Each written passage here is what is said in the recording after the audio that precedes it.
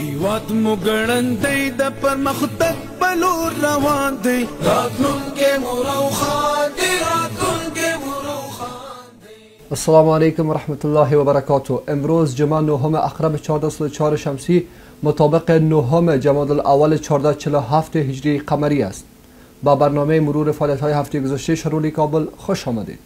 در این برنامه با تازه‌ترین گزارش‌ها در بخش‌های سرک‌سازی و خدمات شهری خواهیم پرداخت. مولوی عبدالرشید شهروال کابل در ادامه برنامه‌های نظارتی خویش از ناحیه 19 بازدید نموده وضعیت کاری و خدماتی این ناحیه را از نزدیک مورد بررسی قرار داد. شهروال کابل ناحیه 19 را از نواحی در حال انکشاف عنوان نموده و بر جلوگیری از ساخت و سازهای غیر معیاری و رعایت دقیق اصول و مقررات شهری تأکید ورزید. شهرولی کابل پس از انجام مطالعات تکنیکی و فنی طرح و پلانگذاری اعمار پل هوایی مترو در مقابل تعمیر مقام ولایت کابل را نهایی کرد که به زودی کار عملی آن آغاز می گردد. قیریزی قسمت باقی مانده یک خط فرعی سرک چهارراهی طی مسکن الی سرای شمالی در سمت راست با طول 600 متر و عرض 9 متر از سوی ریاست کار حفظ و مراقبت شهرولی کابل آغاز گردید. کار قیریزی سرک جدید اتصالی سه‌راهی علاءالدین تا تکنیکام پس از تکمیل زیرساخت‌ها و دره خاکی در مربوطات ناحیه هفتم آغاز گردید. این سرک بسیار سهولت شد برای مردم این منطقه و برای تمام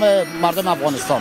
قبلا اش که کوچه بندی بود، سرک نداشتیم، شوق میشد راه خود گم میکردیم که از کجا بریم از کجا بریم، کوچه به کوچه ما گاز مینداختیم تا که میرسیدیم در خانه. ولی شکر الحمدلله این سرک دالمان است و هم سرک مراد خان راحت میتونیم بریم طرف خانه خود. مشکلات ما حل شد و خیر این سرک‌های جور شد، مردم خوش هستن. خیر 4-5 خانه میره با اینجا مردم کاره، با اولادشون کاره. سرک نباشه در بندی میشه.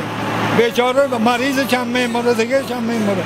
واسه که صاحب باشه اون آزاد گشت گذار بود خراب برده چپاخونه. پروژه های کنکریتیزی دو سرک فرعی در گذر 6 و در گذر 20 ناحیه 4 تکمیل و مورد بهره برداری قرار گرفت. کار احداث سرک چهارراهی میدان هوایی تا ساحه گمرک با پیشرفت چشمگیر در حال تکمیل است و قرار است در نزدیکترین زمان ممکن قسمت باقی مانده آن در بخش‌های آغاز و انجام مسیر، قیریزی و بر روی ترافیک بازگشایی گردد.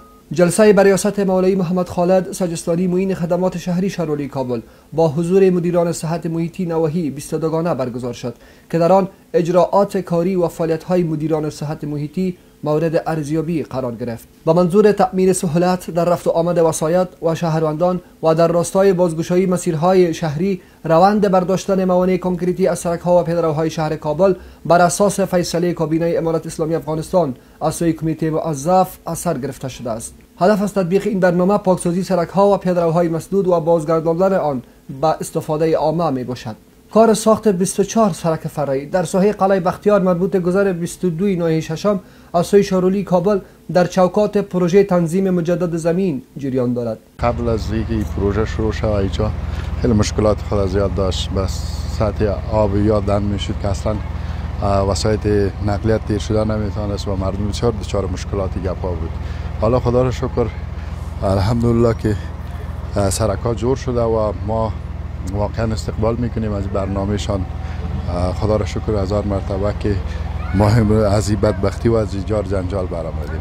کار اعمار سرک میان چهارراهی نوروزآباد الی جوار حوزه 12 در منطقه احمد شاه بابا مینا با جدیت ادامه دارد. مسئولان شهرولی کابل با اجرای پلان عملیاتی نظم شهری بازار پل خوجه بغرا، مسیر سرک مرزا عبدالقادر بیدل یا سرک قصبه و ساحات همجوار را از وجود غصب و تأسیسات غیر قانونی پاکسازی نمودند. شهرولی کابل با درک مشکلات ترافیکی و ازدحام در نقاط مرکزی شهر پس از انجام مطالعات تکنیکی و فنی گسترده اقدام به ساخت سرک اتصالی جویشید نموده است. در حال حاضر کار بسترسازی این سرک از مقابل تعمیر مقام ولایت کابل تا سایه ماشینخانه به گونه پیگیر ادامه دارد. سابقی سرک بسیار خرد بود، مردم بسیار با مشکلات سرگردانی مواجه بود. کسی از اون طرف میرفت، کسی از اون طرف بندش درا میشد. بنابراین سرک به خاطر آرامی وطن است، به خاطر آبادی وطن است. سرک‌های ما معیاری اعمار شوی به نفع مردم ماست، همین دیگه مملکت ما زیبا و مقبول میشه. پس از انجام قیریزی لایه‌های اول و دوم، کار قیریزی لایه سوم یا طبقه نهایی یک خط از بخش دوم سرک کوتل خیرخانه در سمت چپ آغاز گردیده و قرار است به زودترین فرصت تکمیل و بر روی ترافیک باز شود. مسابقات جام خزانی تکواندو از سوی ریاست امور کلتوری شهرولی کابل برگزار شد. در این مسابقه 9 تیم در 3 کاتگوری نونهالان، نوجوانان و جوانان با شور و هیجان خاص اشتراک کردند. در پایان تیم شارولی کابل با درخشش چشمگیر مقام اول و جایزه بهترین مربی را از سوی فدراسیون ملی تکواندو افغانستان کسب کرد. گزارش داشتیم از جریان ساخت پارک تفریحی در حصه سوم خیرخانه مربوط گذر 2 آیلول 15 به 90% پیشرفت کاری رسیده است و قرار است تا 20 روز آینده تکمیل و مورد بهره برداری قرار گیرد. از توجه و همراهیتان سپاسگزاریم. خداوند نگهدار.